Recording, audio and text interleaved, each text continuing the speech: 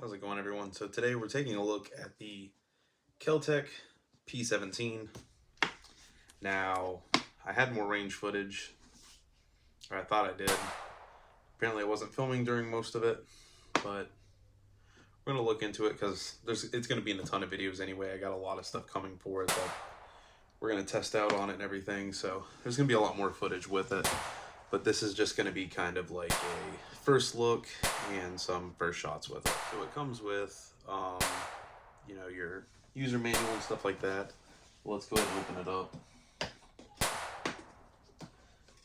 Here. So, this is the firearm. And it's a very interesting looking firearm. So we'll go ahead and... So that's how the slide walks back. So on the front, none of this moves, only this front bar. And then, yeah, so very different looking. And that's kind of what drew me to it. I thought it was optics ready. It actually is not. There is a slide you can get for it. Apparently it's like $200. That is an optic ready slide, and it's got like Keltec cut out and some bars, but it is not optics ready. I did get an optic plate for it. We will we'll see how that works. It does come with 3 magazines. All of them are 16-round magazines. I don't know if it's got 10-round options for the communist states in America, but yeah. And your mag release are these little pull down paddles versus the little press in, and it's taken some getting used to. I'm actually finding it easier to manipulate with my index finger than it is with my thumb. My thumb kind of struggles to reach it. My hands aren't the biggest, so I just use my index finger here and just drop it down. And yeah. Now, when you're mounting an optic, I did some research for it once I got it and realized, hey, I actually can't mount an optic directly to that, because I don't know why I was thinking that this was like a top plate or something.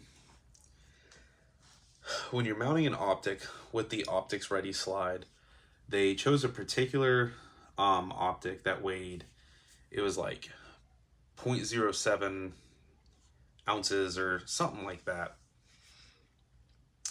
Apparently, if you put an optic that's a little bit heavier on there, they ran into an issue where this makes contact and actually slides on here, was wearing out, and they were, I guess, starting to have some issues. I think I screenshot the conversation. If I did, I will put it over there. So the optic that I ordered for this was 0.06. So it was a little bit lighter because I was like, I don't make sure that I don't have that issue. But I've got a plate coming for it. Now the problem is I don't know how much the plate weighs, if that's going to throw me back over that.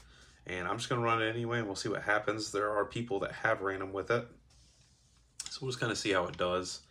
And then I did order a compensator. This is, in fact, a threaded barrel. It does come with a threaded barrel adapter that this unscrews. You just put that on. I probably shot, I don't know, about 75 rounds through this so far, just in plinking around and testing. I have not had any failures. They say that this is very ammo, it's picky.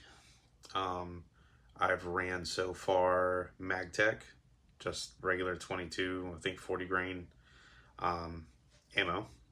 I've ran CCI Target. It was like AR Target or something, like supposedly rated for like 1200 feet per second. I did not have any failures with that. And then I had a little bit, I don't know if it was Federal or Remington hollow point. I had some left over from some old videos, and I ran that through there. Problem was I didn't still have the box. I don't know exactly the brand.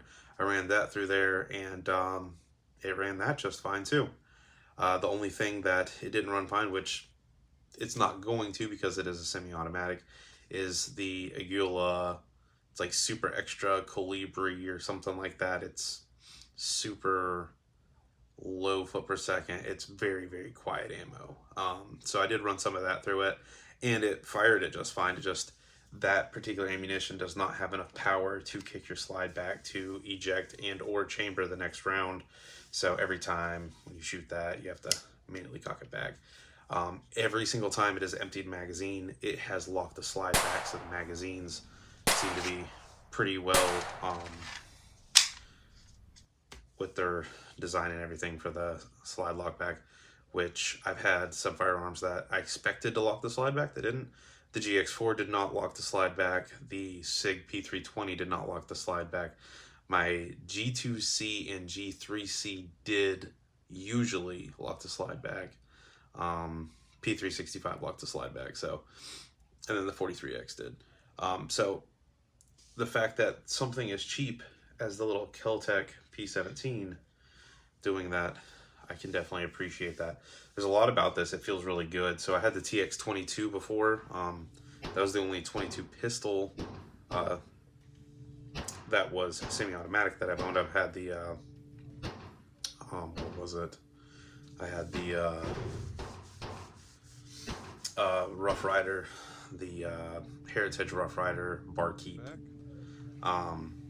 That was just a revolver, a single action revolver. So the physical ownership, I've had the TX22 and this, and right now it's too soon to say which one I like more. Right now, probably the TX22, but this is really close to it. I mean, this is really close to it. I'd say I like this better than the TX22 I had, but now with the newer TX22s where they've got them for like almost like competition shooting and stuff, I'm sure those ones walk all over this. But again, we're talking price point here. There's $100 difference between the TX22 and the Keltec P17. So really like this. The front, the fiber optic front sight. Sorry, used to the camera being on the other side. Fiber optic front sight, and then you've just got standard blank dovetails, and these sights work well. You've got an elevation screw here and a windage screw here, so that will actually raise the or lower this, and which visually when you're aiming down your sights will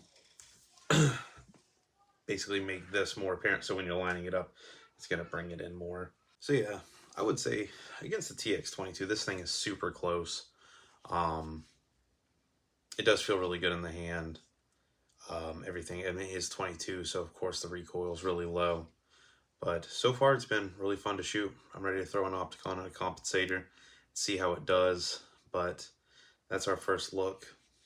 And yeah, oh yeah, and then real quick, ambidextrous safety on both sides.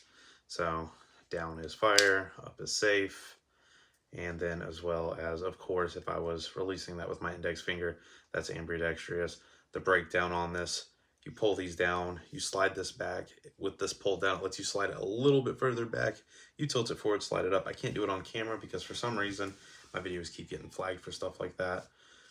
But yeah, we're going to throw a red dot sight on it. We're going to throw a compensator on it. And there's going to be a ton more range footage with this.